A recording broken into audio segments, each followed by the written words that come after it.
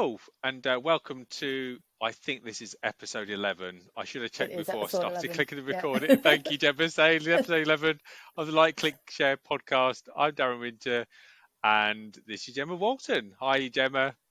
Hi, Darren. Hi, everyone.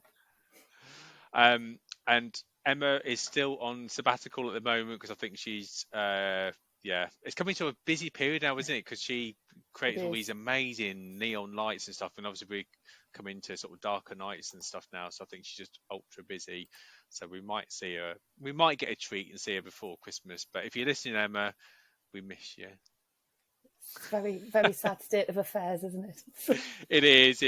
We won't tell you about what's really going on. No, there's nothing going on at all. But today you might have seen we're talking about hashtags and what they are and how they can really help your business. And if you think, well, I use hashtags all the time, why do I need to listen to another podcast about hashtags? Well, have a listen and find out, because you just might learn a few new techniques.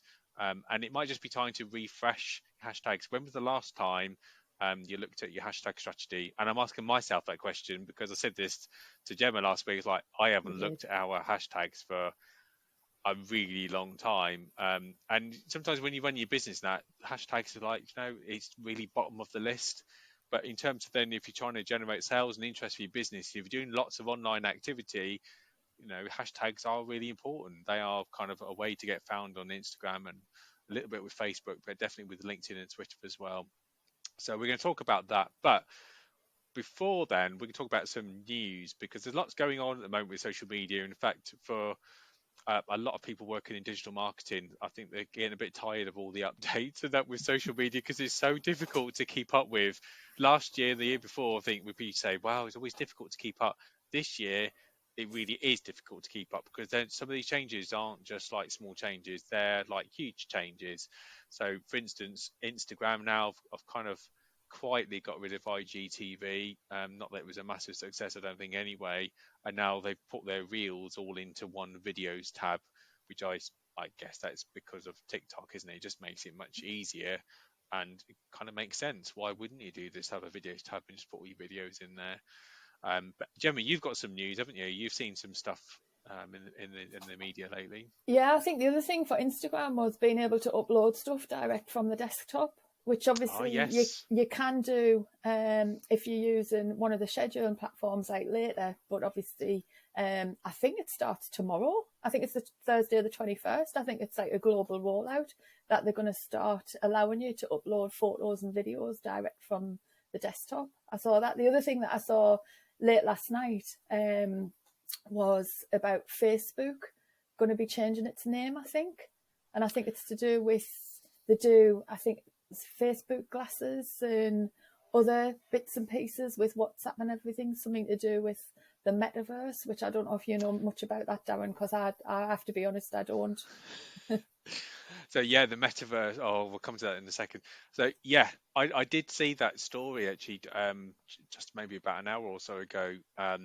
It's really interesting. But I think there's two reasons why they're thinking about kind of changing the name. I think one is, like you say, they've got so many different products and so many different things they're trying to do, and they're kind of sort of almost separate themselves from each of those businesses altogether and just having one encompassing umbrella term. So we've seen Google do that with Alphabet, so that's the holding company name, and then kind of individual brands, which is a clever way of doing things. If you think of Kellogg's, they do it with cornflakes, crunchy nut, Rice Krispies. And then again the same type of thing. I also wonder if it's because the actual brand has got so much of a hammering lately, rightly or wrongly, but it has got a lot of hammering, and I don't think it's going to go away. And I think that's going to have complete negative connotation for the whole of the business going forward. So if they can just almost reduce that to the individual product rather than the whole of the business, then it's going to hope they can kind of control and manage the brand a bit more effectively. So that's definitely interesting. And they say I read it in The Guardian that it might be next week, but they reckon it could even be before then. Yeah, I saw something that said 2 weeks. I've seen something that said they were going to announce it at the Facebook Connect. I don't know if that's an event for everybody or it's just an event for Facebook staff, but I think that's the 20th of October, I think. It said in the article that Yeah, I was reading, which would be next that's today. Thursday, I think. 20th of October. 28th. I think it's That's today. next. No, 28th. Next Oh, Thursday. 28th. Yeah, Sorry. Oh, beg 28th your next pardon. Right. Yeah. Thursday.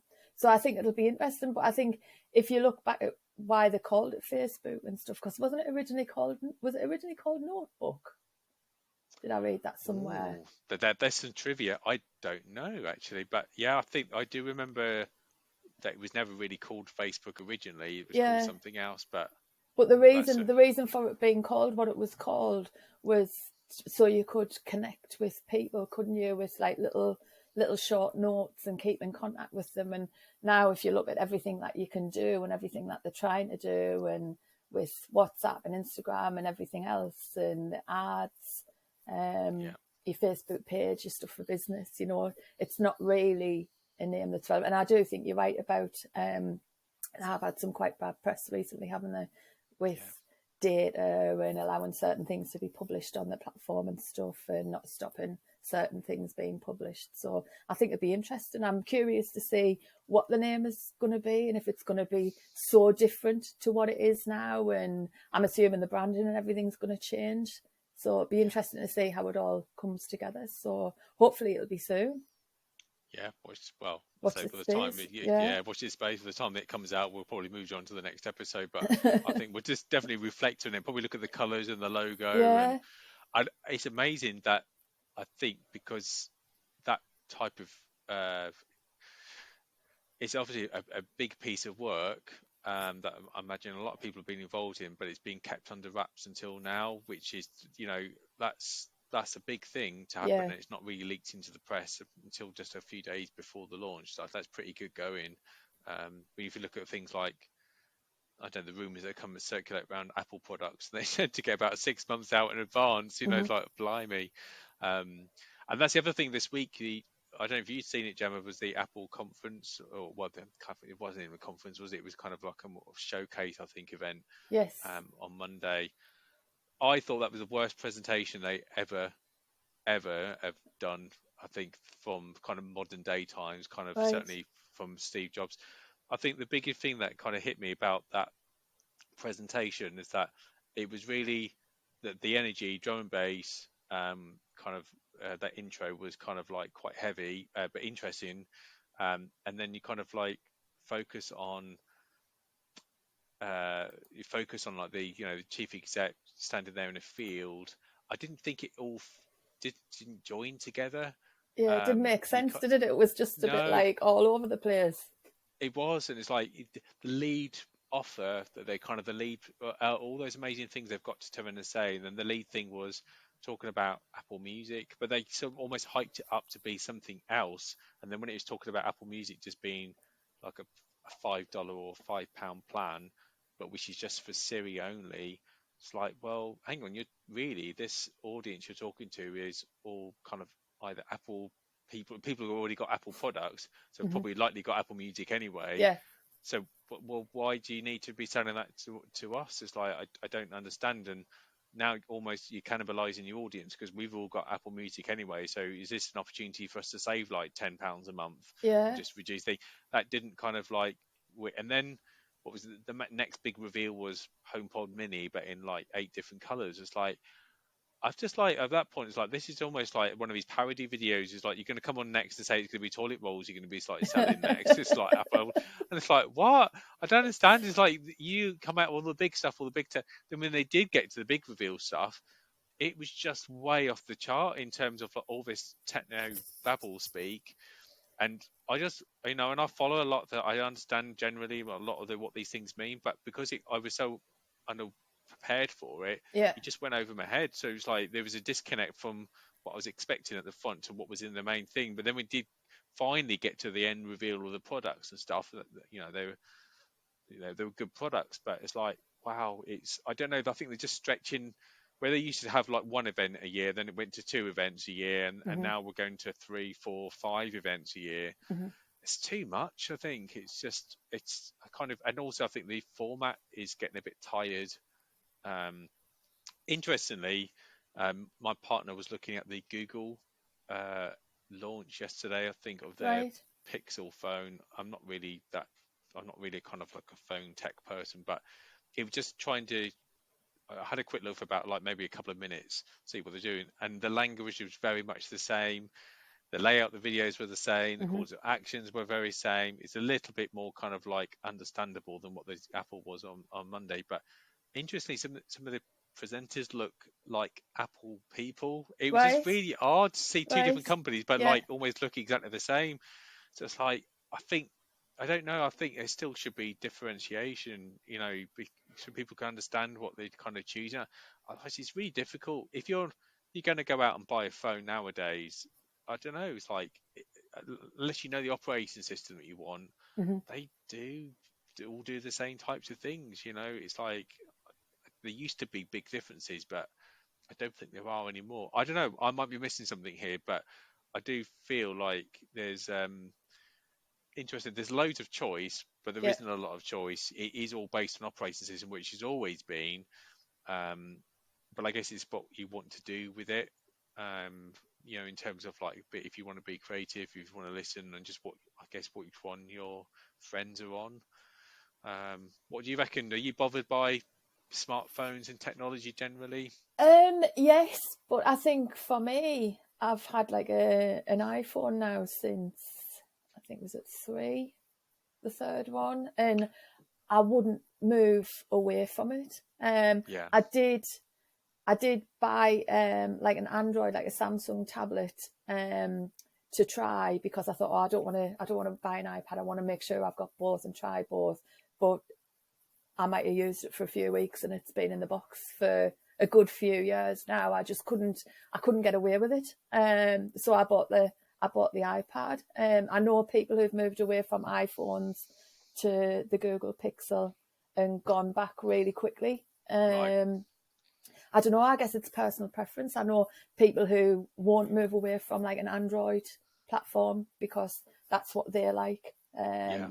I know people who've got the Google Pixel phone who love it. And then obviously there's people who won't move away from the iPhone. I think you get used to something. I think years ago there was lots of different like models, wasn't there? There was Yes. that were out there that you were looking at. So I always used to do a lot of research back then, and I wanted one that looked good and did everything and had a good camera and whereas now there's not much distinction between the two. As the back then, some might have I don't know, better video, some might have better cameras, some might have better internet connect. Do you know what I mean? There was different things that would push you towards one brand or one model, and even then each brand might have had like 20 or 30 different phones, and it's like sweet. Do you know what I mean?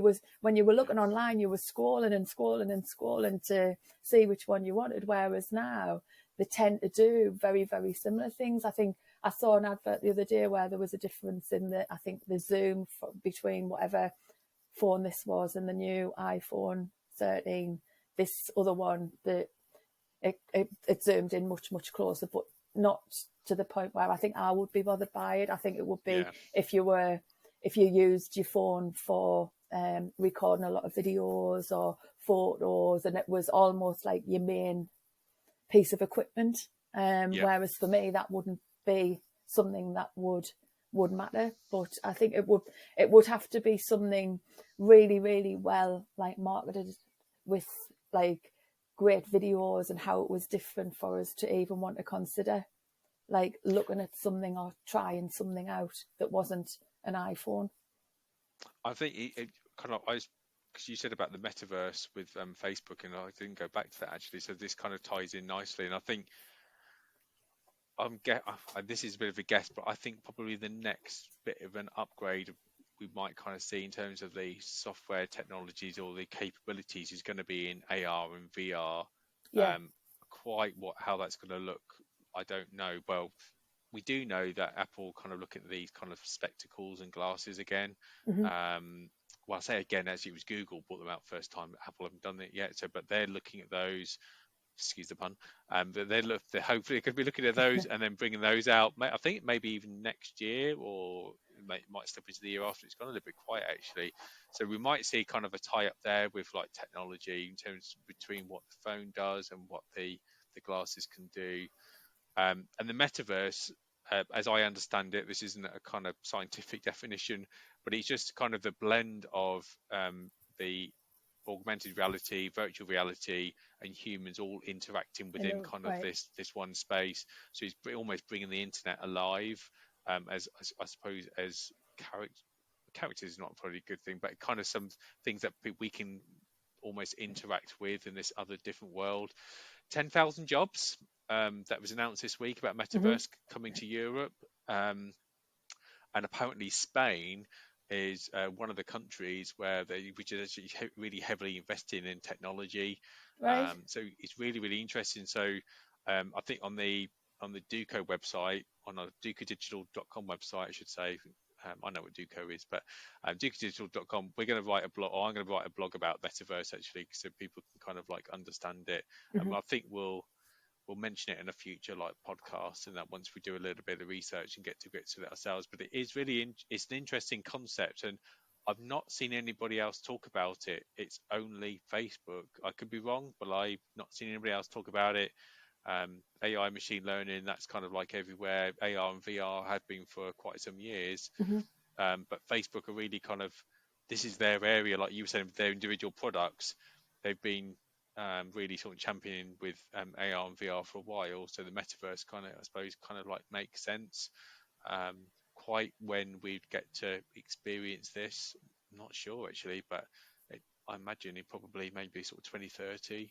Yeah. It's a bit of a guess. I feel So like it's interesting though, because that like Google Glass and stuff, I remember that being talked about when I did the Google Squared Online digital marketing program back in, I think it was 2014 when they just launched it, and they were talking about Google Glass then, and one of the lecturers like had them and was showing them and talking about them and stuff, and that's like 7 years ago. Do you know what I mean? And I don't feel like it's come forward or that much has changed. You know what I mean? Because they've talked about Snapchat glasses, haven't they? And you're being able to go around and click from the glasses to do your Snapchat. Whereas I haven't really seen anything about them. I feel like they're talked about and then it's almost like nothing happens. And I'm just wondering why. Do you know, it's yeah. I mean, because this year in the summer, Facebook teamed up with Ray-Ban. They yeah. brought out their kind of their glasses as well. They were Mm-hmm. just kind of standard like video snap glasses, and I thought they looked really good. I was quite impressed with those, and the price point, I think it was a couple of $100s. I think it was like reasonably like commercial. It was affordable Yeah. if you wanted it, if you had that amount of cash. But again, they're not really kind of like taken off. And it's an interesting time at the moment just because of like a lot of other challenges, global challenges going around with kind of COVID and Mm-hmm. individual kind of like country problems. Here in the UK, I don't know, we've got more than what we can count on our fingers. Yeah. But I suspect that might be part of it to play. I think some people are bored of technology. There's no big leaps like you're saying, so Mm-hmm. people, you kind of got the use cases there, but like, well, I don't know. I've got this technology there, but I haven't got the use cases. Is what I meant to say. So like, how can what you know? Yes, I can do it, but why do I need it? What can I do with it? And I think this overall, kind of when I go back to when I was writing on all the courses now for AI and machine learning that I've been doing over the last couple of years, that generally the scientists were saying that kind of these last few years might be, can't quite remember what the term is, but it's a term that nothing really kind of happens. It goes quite stale, if not goes back a little bit. Right. I think they call it like a cold winter or something like that. They come and go every sort of like 10, sort of 20, maybe even 30 years. And that might be what we're kind of experiencing on a smaller scale at the moment. So even though we think we are really technologically advanced, if you think about it, we've only really, I think we landed on the moon, once? Or Right. maybe twice, I think. Yeah, so it's like, we're not, and we're still sending rockets into space, but we're not recreating that. So we're not living on the moon yet, but we're talking about going to Mars and we're talking about doing. So we haven't done that since since the last century. Um, like you said, we've got the AR and VR capabilities there. Facebook have got these amazing headsets, but really that's not really it's not translated into sort of modern day experiences. Like when we go shopping, like the ideal was that we go to the shops and then we'd see the mirrors. The mirrors then would kind of show us different outfits, like just to show, and then we'd select it and then just get sent to our house. That's always been that kind of like vision, but it never hasn't really kind of like happened, not on a bigger scale. Um, so yeah, I almost feel we've gone into a slightly different podcast here, but I think it's interesting. It's supposed to be talking about hashtags, but yeah, we'll come back to this. So if you've kind of wondering this is all going, I don't know how many minutes we are into this podcast at the moment, but yeah, so we're going to start talking about hashtags now. So hashtags, well, we kind of said at the beginning, like why, why do we need hashtags? So first of all, what is a hashtag? Somebody asked me this before coming on the podcast, and I thought, I better get this right, hadn't I? So as I understand it, Gemma, you can say what your definition is, but I reckon the hashtag is purely just the hashtag symbol just followed by a word. That's all it is, and you use it for discoverability on social media networks. That's the best definition I can come up with. What do you reckon?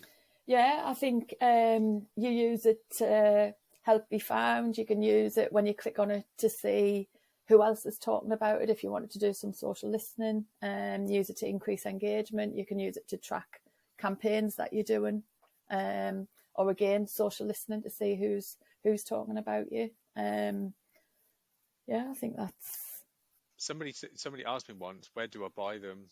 Oh, it's like you don't buy hashtags. You can just So this is why we're doing the definition of what a hashtag is. You don't buy them. You don't own them. Was another query we got asked. It's like I'll transfer you a hashtag. Like, no, you can't transfer them. It's like they are just generic words. Yeah, and it's really interesting how many people like still can't get to grips with hashtags. And I shouldn't laugh, but they are they are kind of like funny little quirky questions. So hopefully it doesn't come across as too sneering. I don't mean it to be that way, but they are just, when you've been working with them, I suppose all the time, you just take it for granted most other people know, and that comes from a privileged position, I suppose. You can't buy them. You can't do anything. They're just anything, just words. That's all that they are.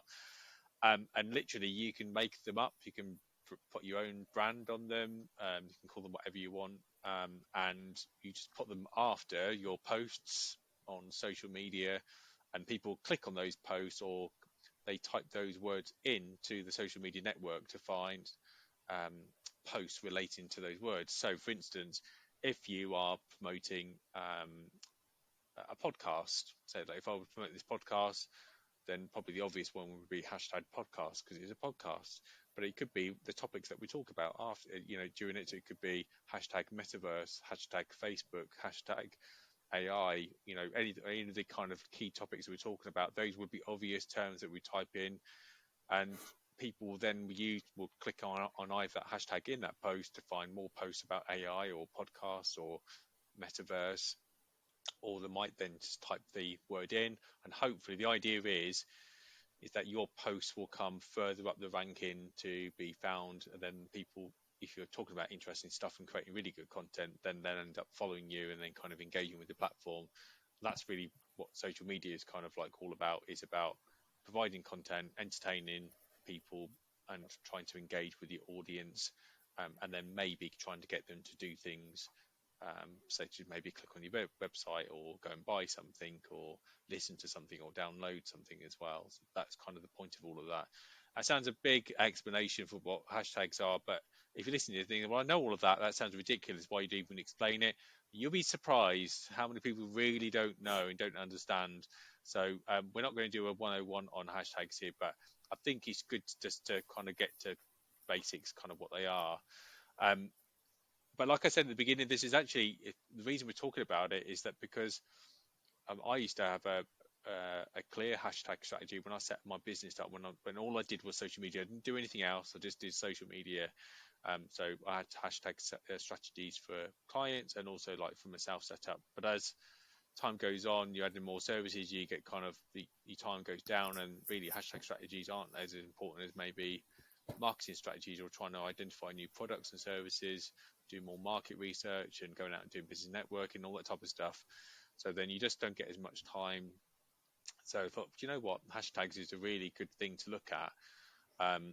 So I thought, right, we need to put it back on the list. We need to look at hashtags. I've got a couple of tips here that I think to try and help people identify kind of the best hashtags and the reasons why you should look at hashtags. I'm not going to steal them all because I want Gemma to come in. She's got her own list. And I don't even know what's on her list actually. So it's like we've not done the rehearsal. Yeah.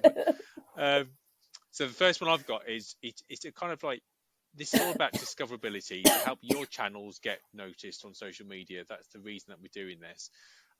So maybe look at researching industry leaders. So it could be competitors as well, but whoever the industry leaders are in your sector, look at what hashtags they use in their posts, and then research your competitor feeds and any social media groups that you might belong to, or you kind of like regularly look at and think, oh, they're good. I think have a look and see what hashtags they use. There'll be some very general ones that they'll use, but there'll also be some niche ones, some specific ones, probably related to the content they're talking about or showing, or the videos, whatever. But it just gives you an idea of some of the hashtags that you could use on your posts. And I really hear is that if you've, I don't know, if I always use the example of a sandwich shop. So if all you do is sandwiches, you're only really going to have one list of sandwiches. You're only going to have one list of hashtags because that's all you really sell is sandwiches. But if you're selling kind of like multiple different products, or you could have luxury sandwiches or basic sandwiches, that would make sense. You might have a list of hashtags for your basic sandwiches and a list of hashtags for your posh sandwiches. I mean, this is kind of literal stuff, but I think it just gives an idea of how to do it. So on our website, we've got about 10 different services. So let's just take websites, social media, and let's take AI courses. So definitely they're all very different products.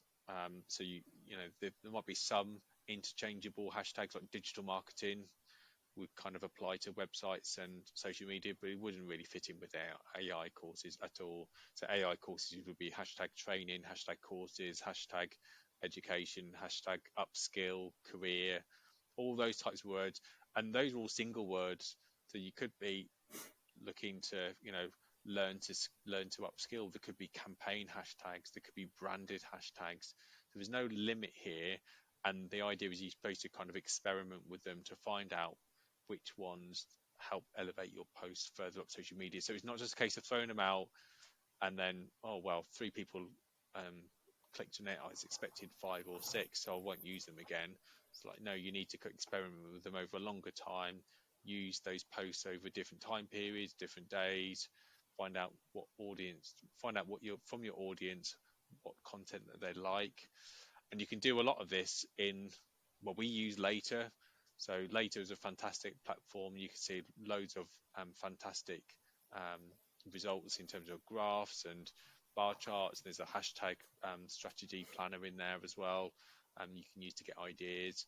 But it just helps you see kind of what's working over a much longer period of time. So then you can nail down, say, actually, that's a good list of hashtags that I can use. And then once I write the post, I can just copy those hashtags and then boom, straight out. So that's for me. What do you reckon about that, Gem?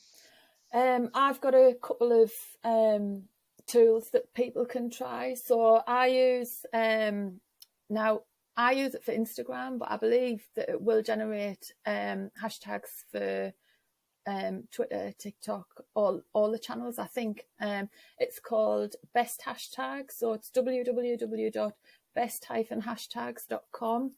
And what you do is you type the word in. So, I don't know, digital marketing, marketing automation, artificial intelligence. And then it will generate the hashtags that will get you the most engagement for Instagram. And you can copy and paste the hashtags straight into your post. It'll throw out as many as it can. Some of them, when you look at them, you think, oh, they're not relevant, so you delete them out. But I've been using that now on our posts probably for the last 5 or 6 weeks. So it'll be interesting to see the comparison between the posts that have been there with using this tool and the ones before. because it's great. It shows you like everything. You can get sometimes up to a list of 20, but it'll give you in a couple of different things. So it'll be like there'll be a number 1 and a number 2. So there'll be 2 different versions. So you can have a look at both and pick ones from both lots of options. The other one is #Hashtagify me, which is www.hashtagify.me, and that's a tool to check I think local trends and other types of hashtags that people are using on certain days or certain topics. But I did come across the other day, when obviously you said we were going to do this one, I looked at Hootsuite. They've got a how-to guide, and it's how to use hashtags in 2021. And when I was going through, actually, I was surprised because before they would say for Twitter, I think between 3 and 5 hashtags, similar for Facebook and LinkedIn. Now they're saying for Twitter, best to use between 1 and 2. Facebook was 1 and 2. Instagram between 5 and 10, but the optimum was 11. Wow. But with Instagram, they will allow you to go up to 30. YouTube, they said 2 to 3. LinkedIn, 1 to 2. Pinterest, 2 to 5. And TikTok, 4 to 5. But there's no limit on the number of hashtags that you can use on TikTok. So when I was going through, I was thinking, well, that's different to what they were saying a few years ago. Yeah. And I thought that was really interesting. So what we'll do is we'll drop the links in the show notes, because the Hootsuite guide I thought was really, really interesting. And there was another one that I haven't written down. I'll have to find the link for it. It was a social media listening tool and how to use the hashtags in that way to find out what people were saying about your brand online, and make sure that you didn't miss any posts if somebody hadn't tagged you in but had used one of your hashtags. So it's interesting to about the numbers of hashtags. I'm glad you mentioned that, because it really does wildly vary. And I know there was a blog post not too long ago from Later. They were saying about Instagram, where they were kind of saying about sort of 14 or 15. And they kind of concluded there is no specific amount of hashtags. So if you look at all this advice, and every gives conflicting, there's loads of conflicting information. Later will allow you to post up to, I think it's 20.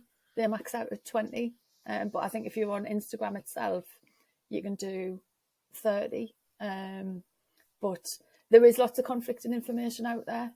Even like now, when I was looking, I was going through that Hootsuite. So it's hard. I think it's hard to know almost like what's the best thing to do, isn't it? Yeah. Yep. And I think all you can do is experiment. Yeah. I think you've got to try, but I think you've got to try it for a period of time. Are you all right there, Darren? I can put myself on mute. I think you've got to experiment, but you've got to experiment with it over a period of time, not just, I'm going to try it for a week or for 2 weeks. I think you've got to try it for like a couple of months and compare the post that you did before the post you did after, even 3 months. So you get a good set of data and you can see. But I haven't seen anything recently. I know before they used to tell you to put the hashtags in your social media bios and stuff, didn't they? So that if somebody was searching for you, you came up. I haven't seen anything about that recently, or if that's still a thing. Have you? I haven't read anything about that, but I still see a lot of people do it, and we just updated ours, didn't we? Not that long ago. Mm-hmm. I think I took a lot of them out in the end because I think it looks a bit spammy. Yeah. And the trend is kind of to move away with it. But I think, like we were saying a few weeks ago, now I think certainly on Twitter, I hardly see anybody use hashtags really. I think the search within Twitter is fairly powerful. I wouldn't like to say exactly how powerful it is, but if I was to type in, a search term, it should, bring up a good amount of like posts. Mm-hmm. Excuse me, related to the search term. I will just have a quiet moment while Darren dies. Dear me. I'm drinking water. Sometimes it doesn't work, though. It doesn't work. No, sometimes it doesn't work. So, but hopefully you've all found that helpful and interesting. And just let us know what your thoughts are on hashtags or anything else that we've talked about today. As you can see, I'm going to kind of conclude the podcast, getting to the end. I'm struggling to get here. But I think we've covered everything we wanted to cover anyway. But yeah, just experiment, just try, create lists, use these different tools that Gemma's mentioned, and then just keep experimenting. It's something you just have to keep playing with until you get a good amount of posts that are kind of working for you on social media. It's not just about the hashtags. It is about the content and the message and the times of the day, how often you post. There's so many kind of different factors there. But if you've got any questions that you'd like to ask us, but you can just email me, darren@dukadigital.com, and we'll come back to you. Oh, excuse me. I feel like that's it from you now, Darren. I think it is. I think it is. All right.